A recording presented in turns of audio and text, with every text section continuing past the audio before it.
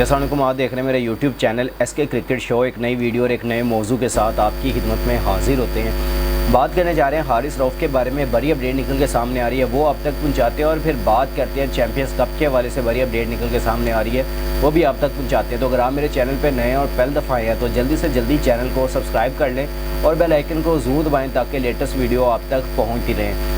सबसे पहले बात कर लेते हैं भाई हारिस रऊफ़ के बारे में। हारिस रऊफ़ पाकिस्तान के जो अजीम फास्ट बॉलर हैं, जिन्होंने पाकिस्तान का नाम पूरी दुनिया में इस तरह रोशन किया हुआ है कि उनकी जो पेस थी, जिस तरह उनकी स्पीड थी, हमने उनको कहा था कि भाई ये अगले शुएब अख्तर हैं। लेकिन उनकी जो परफॉर्मेंसेस पिछले साल डेढ़ साल से चल रही हैं वो बड़ी ही परेशान कुन है। लेकिन अभी फ़िलहाल मैं अगर ये ख़बर लेके हाज़िर हुआ तो ये हाज़िर हुआ भाई, इनकी जो ख़बर आ रही है वो पेशावर ज़ल्मी के हवाले से आ रही है कि जी भाई वो लाहौर कलंदर को खैराबाद कहना चाह रहे हैं। और वो चाह रहे हैं कि मैं नेक्स्ट सीज़न जो कि PSL का 10वां सीज़न होगा, वो चाहते हैं कि भाई मैं लाहौर कलंदर को खैराबाद कह के यानी कि टाटा बाय बाय करके अब मैं पेशावर ज़ल्मी का हिस्सा बनना चाहता हूँ। और इस हवाले से उन्होंने जावेद अफरीदी साहब यानी कि जो ओनर हैं पेशावर ज़ल्मी के, उनसे बातचीत स्टार्ट कर दी है। आप यहाँ से हिसाब लगाएँ कि हारिस रऊफ़ को एक मुतारिफ़ करवाने वाली फ्रेंचाइज़ यानी कि लाहौर कलंदर, जिन्होंने उनको प्लेयर डेवलपमेंट प्रोग्राम से यानी कि रिकॉग्नाइज़ करवाया और फिर थ्रू आउट उन्होंने पूरी दुनिया में अपना नाम बनाया। फिर उसके अलावा ऑस्ट्रेलिया लेके गए, फिर उसके अलावा इनको बाकी जो फैसिलिटेट करती रही लाहौर कलंदर। उसके बाद अब ये चाहते हैं कि अब मैं लाहौर कलंदर को खैराबाद कहूँ और अब मैं अगला सीज़न पेशावर ज़ल्मी की तरफ से खेलूँ। तो पेशावर ज़ल्मी के कैप्टन इस टाइम बाबर आज़म है, जो कि आपको पता है पेशावर ज़ल्मी की क़यादत भी संभाले हुए हैं और जावेद अफरीदी के साथ इनके बड़े अच्छे ताल्लुकात भी हैं।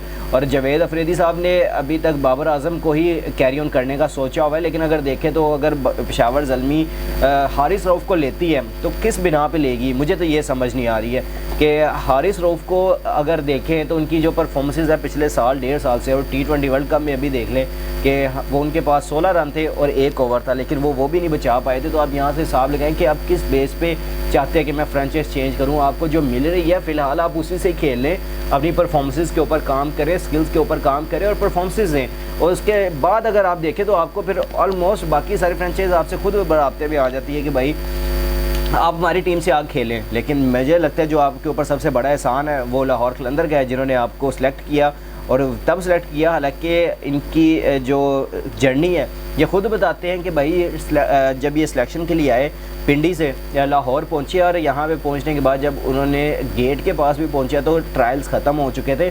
लेकिन ये गेट के पास खड़े होकर अफसरदा वापस जा रहे थे। वहाँ पे आकिब जावेद की इनके ऊपर नज़र पड़ती है और वो कहती है भाई बॉल करें आके, कोई मसला नहीं है, हम आपका दोबारा से ट्रायल ले लेते हैं। वो फिर उनसे ट्रायल लेते हैं और ये वहाँ पे 150 प्लस की बॉल करते हैं। तो ये हैरान होते हैं आकिब जावेद साहब जो कि लाहौर कलंदर के हेड कोच भी हैं, तो वो हैरान होते हैं। वो कहते हैं कि भाई इतनी ज़्यादा पेस के साथ और इतनी स्पीड के साथ कौन बॉल कर रहा है और कौन कर सकता है।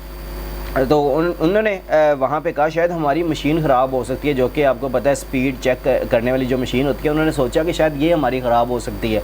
लेकिन जो बाद में वहाँ पे असिस्टेंट कोचेज़ हैं सब ने कहा कि नहीं चलें आप इस एक दफ़ा दोबारा बॉल करें। उन्होंने फिर किया, वो फिर 150 प्लस पे बॉल गई। तो उन्होंने कहा कि भाई हमें मिल गया लड़का जो हमें चाहिए था। तो आकिब जावेद ने फिर नज़र रखी, फिर जब ये आए थे बिल्कुल इस तरह यानी कि पतली सूखी सी इनकी सेहत थी, वैसे आए और वहाँ से आके फिर प्लेयर डेवलपमेंट प्रोग्राम का हिस्सा रहे हैं। 2-3 साल प्लेयर डेवलपमेंट प्रोग्राम जो कि PDP प्रोग्राम है लाहौर कलंदर का, उसका हिस्सा रहे। और फिर वहाँ से फिर ऑस्ट्रेलिया, फिर बाकी सीरीज़ और वहाँ पे डोमेस्टिक टूर्नामेंट सारे ये खेलते रहे हैं। और खेलने के बाद ये आके PSL में मुतारिफ़ करवाते हैं और यहाँ पे आके जो दरन तख्ता यहाँ पे पेशावर ज़ल्मी लाहौर कलंदर की तरफ से खेलते हुए ये करते हैं।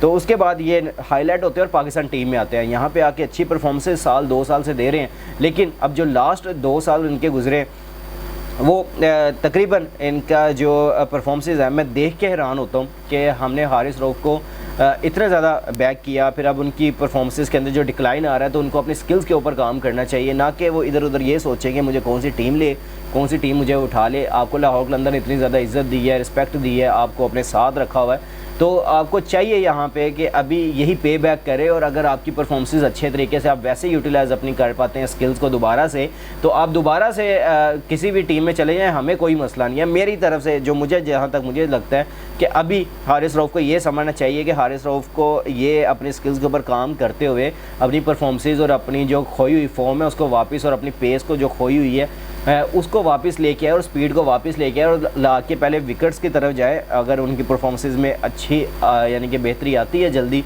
तो इनको फिर कहीं सोचना चाहिए। अदरवाइज़ मुझे लगता है कि लाहौर कलंदर इनके लिए बेस्ट जगह है जिन्होंने इनको रिकॉग्नाइज़ करवाया। अब हम बात कर लेते हैं चैम्पियंस कप के ऊपर। चैम्पियंस कप जो कि 2024 में स्टार्ट होना है। मोहसिन नकवी साहब ने अभी थोड़े दिन पहले ऐलान किया था कि 12 सितंबर से ये ODI फॉर्मेट में तो इसके अलावा अगर देखें तो कितने ज़्यादा इम्पोर्टेंट है कि इसमें काफ़ी ज़्यादा आपके प्लेयर्स खेलते हुए नज़र भी आएंगे। अब मैं आपको ऊपर थोड़ा सा बताऊं तो मोहसिन नकवी साहब ने ये डिटेल शेयर भी की है कि 12 सितंबर से ये स्टार्ट होगा, थ्रू आउट 29 सितंबर तक ये जाएगा। और अगर मैं देखूं यहाँ पे तो जो अभी तक जो मेरी इतलात के मुताबिक या मैं सोर्सेज से कंफर्म करके अगर आपसे बात करूं तो ये कुछ कॉन्ट्रैक्टेड प्लेयर्स हैं जो कि पाकिस्तान के जो अभी करंटली टीम का हिस्सा भी हैं, वो इस चैम्पियंस कप के अंदर जो 5 टीमें हैं उसकी कप्तानी करते हुए नज़र आ सकते हैं। सबसे पहले मैं बात करता चलूँ और आपके लिए ये मैं अनवील करता चलूँ कि जो बड़ी चीज़ है चैम्पियंस वनडे कप में 5 टीमों के बकिया खिलाड़ियों की ड्राफ्टिंग हो चुकी है ऑलमोस्ट। और मिसबाह हक को वुल्स यानी कि जो वुल्स की टीम है वो उनको दी गई है, शुएब मलिक को स्टैलियंस की, वकार यूनुस को लायंस की ज़िम्मेदारी सौंपने का इम्कान है। और उसके अलावा सरफराज अहमद को डॉल्फिन की और मेंटोरशिप मिलेगी और सकलैन मुश्ताक को पैंथर्स की मेंटोरशिप मिलेगी। यानी कि ये आपके 5 जो मेंटोर्स हैं इनके पास जो टीमें आई हैं, मिसबाह हक के पास वुल्स आई है, शुएब मलिक के पास स्टैलियंस आई है, वकार यूनुस के पास लायंस की टीम आई है और सरफराज अहमद के पास डॉल्फिन की टीम आई है। और उसके अलावा सकलैन मुश्ताक के पास जो आपकी पैंथर की टीम आई है।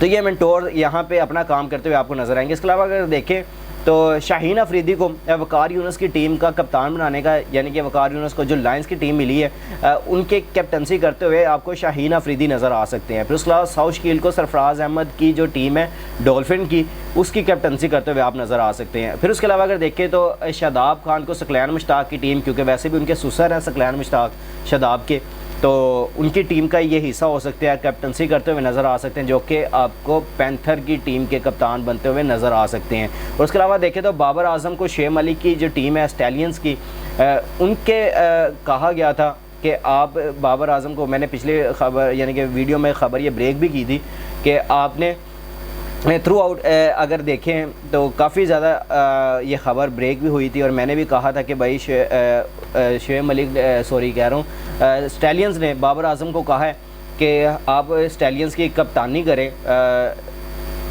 तो बाबर आजम ने ये ऑफ़र मना करते हुए कहा है कि भाई बस मेरे को कप्तानी की माजरत है, अब मैं पहले ही बड़ा शर्मिंदा हूँ, पहले यानी कि बड़ा जलील हो रहा हूँ। तो बार बार जो मीडिया पे उनकी हाइप बनती है, जिस तरह उनके बारे में बात की जाती है, तो उन्होंने भाई शायद समझ चुके हैं बाबर आजम कि भाई मुझे कप्तानी ना ही करनी पड़े। तो इसके अलावा अगर देखें तो इनकी जगह पे यहाँ पे आपको मोहम्मद हारिस यानी कि विकेट कीपर बैट्समैन जो कि अटैकिंग बैट्समैन है, वो स्टैलियंस की तरफ से आपको कैप्टनसी करते हुए नज़र आ सकते हैं। तो ये आपके लिए मेन बड़ी खबर थी।